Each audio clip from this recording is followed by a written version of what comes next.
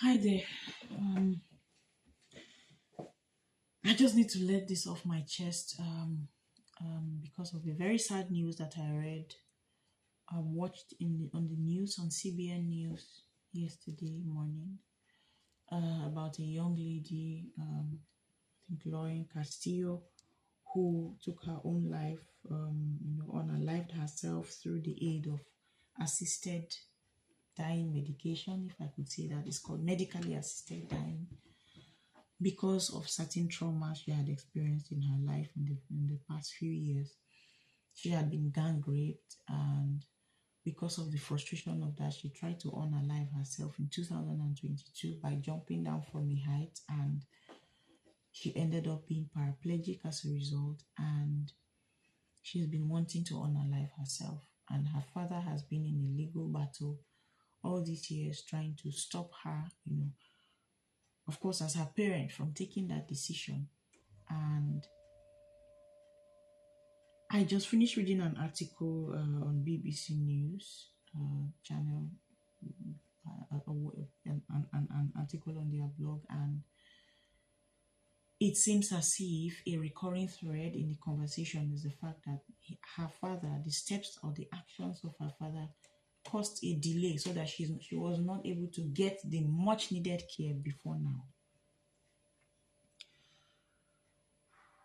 When the Bible says all things are lawful, but not all things are beneficial, I think this is one of them. Medicine, we thank God for the wisdom God has given to researchers in science and medicine and physics.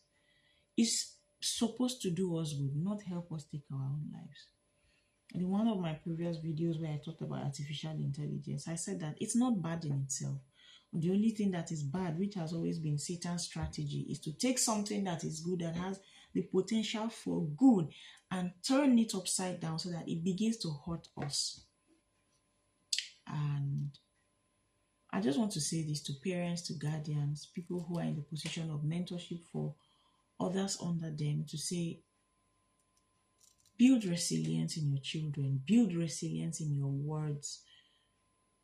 Allow them deal with problems that have to do with failure, with loss, with disappointment, so that they can come out of it, pass through it, overcome it with their head held high and able to pursue life and purpose.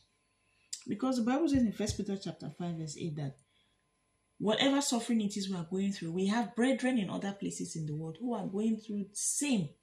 Oftentimes, what Satan wants to make us see is that we are the only ones, or at that point, you are the only one who is going through that, and it is so bad, you just have to end it. And it's not true. There are thousands, hundreds of thousands, and millions others in many locations that we could not even imagine who are going through similar or worse situations. Look at the war in Sudan and South Sudan. You know how many women and girls have been raped over and over again. Look at Nigeria. Look at the women and girls who have been captured as wives by ISWAP or ISIS. Look at Nigerians who are living as refugees in their own country in IDP camps for 10, 13 years and counting, lost everything. Terrible things. Look at the war in Congo, the destruction, the death, the bloodshed. Things that cannot be said, that should not even be said, are happening. And so when she says she's now going to rest, I'm like, where are you going to rest? Please build resilience in your children, set and establish values, introduce them to Christ early.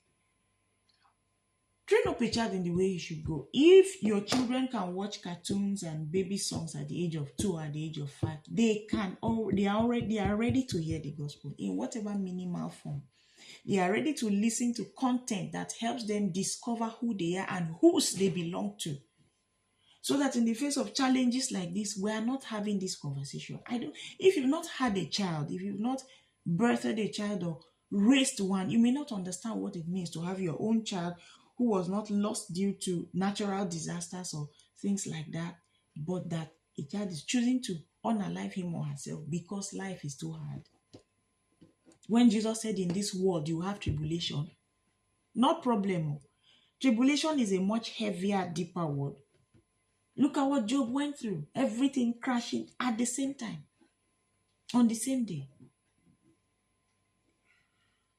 Let's build resilience in our children. Let's establish values. We cannot be in the middle of nowhere.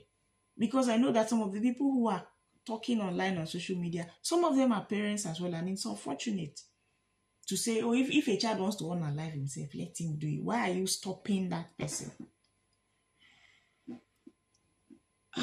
I'm so pained. I don't know. May God have mercy on us. May God have mercy on our world. Thank you for watching. Let me know your thoughts in the comments. Bye.